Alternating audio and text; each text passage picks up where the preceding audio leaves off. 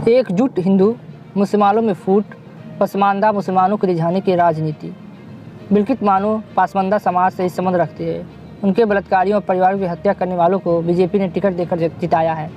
मोदी चाहते हैं पसमानदा मामले का इस्तेमाल कर मुसलमानों को अगले पिछड़ों में बांटकर राजनीति लाभ लिया जाए।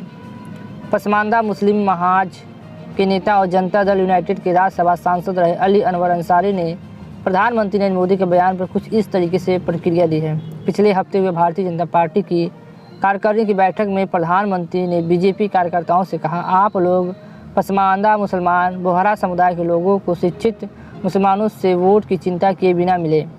पसमानदा मुसलमान जैसे जुलाहे, धुनिया, घासी, कसाई, तेली और धोबी वगैरह जिन्हें भारतीय परिवेश में निचली जातियों में गिना जाता है, लंबे समय से प्रधानमंत्री नरेंद्र मोदी के फोकस में रहे। लेकिन पार्टी की पिछले 2 कार्यकारिणी 2022 में हैदराबाद और जनवरी 2023 में दिल्ली में खास तौर पर उन्होंने उनका जिक्र किया है।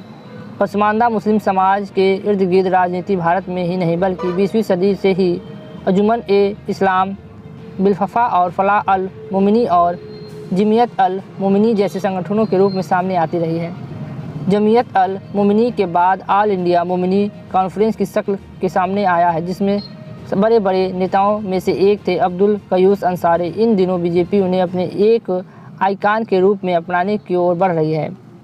अब्दुल कयूस अंसारी पिछड़े मुसलमानों के नेता हैं। बिहार से आने वाले अंसारी ने लंबे समय तक भारत के विभाजन का विरोध किया था। उन्होंने भारत के विभाजन को अशराफ ऊंची जाति मुसलमानों का प्रोजेक्ट बताया था। अब्दुल कयूस अंसारी की पुरस्थिति और बीजेपी।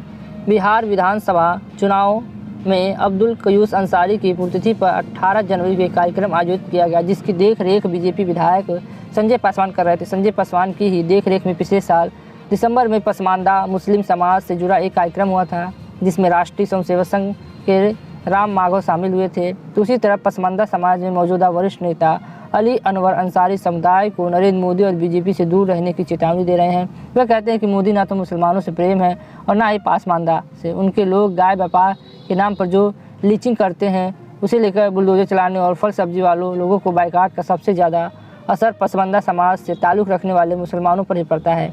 अली अनवर अंसारी ने प्रधानमंत्री को इस मामले में हैदराबाद बीजेपी बैठक के बाद एक लंबी चिट्ठी लिखी थी। इस पत्र में उन्होंने दलित मुसलमानों के लिए शिक्षित संस्थाओं, नौकरियों और आरक्षण के सवाल को उठाया था। मंत्री की हेट स्पीच का जिक्र किया गया था, जिसमें आरोप लगाया गया था कि बीजेपी की पूरी पसमानदा पहल वोट बैंक पॉलिटिक्स के सिवा कुछ नहीं है, जिससे मुसलमानों को मुसलमानों से लड़ाकर हासिल करने की कोशिश की जा रही है। जवाब नरादत। अली अनवर मांग रहे हैं कि मुसलमानों के हलालखोर, धोबी, मूची, भटियार, गदेही जैसे दर्जनों समुदाय हैं जिन्हें सच्चर कमेटी और रंगनाथ मिश्रा कमेटी ने अनुसूचित जाति का दर्जा दिए जाने की सिफारिश की थी, उसे तुरंत लागू किया जाए।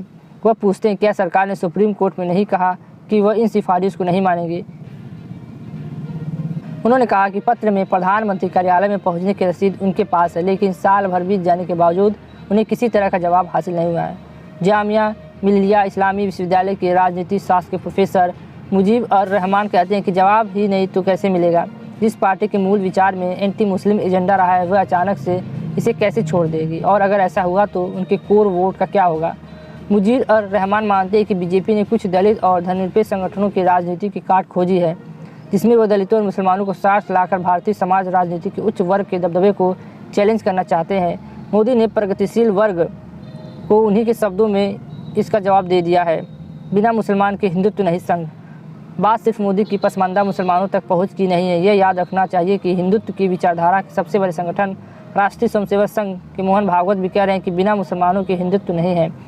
एक और नरेंद्र मोदी जहां बार बार पिछड़े मुसलमानों का हिस्सा सैयदों पठानों ने हड़प लिया की बात कर रहे हैं और अल्पसंख्यकों के साथ नए सामाजिक समीकरण तैयार करने का मुद्दा उठा रहे हैं, वहीं आरएसएस प्रमुख मोहन भागवत, लेफ्टिनेंट जनरल जमरुद्दीन शाह और पूर्व चुनाव आयोग SY कुरैशी, उर्दू के वरिष्ठ पत्रकार शाहिद सिद्दीकी से लेकर जमीयत उलेमा ए हिंद के मौलाना अशरफ मदनी तक से मिलते हैं। संघ का संगठन मुस्लिम राष्ट्रीय मंच पिछले लगभग 15 वर्षों से समुदाय के भीतर पहुंच बनाने में लगा है। नरेंद्र मोदी ने पहली बार सीधे तौर पर मुसलमानों के भीतर पिछड़े समुदाय का जिक्र किया है। 2017 में यानी प्रधानमंत्री की पद संभालने के 2 साल बाद ही पार्टी का राष्ट्रीय कार्यक्रम में किया गया, जिसमें उन्होंने कहा था कि मुसलमानों और दूसरे धर्म में भी पिछड़ी जातियों को मौजूदा है।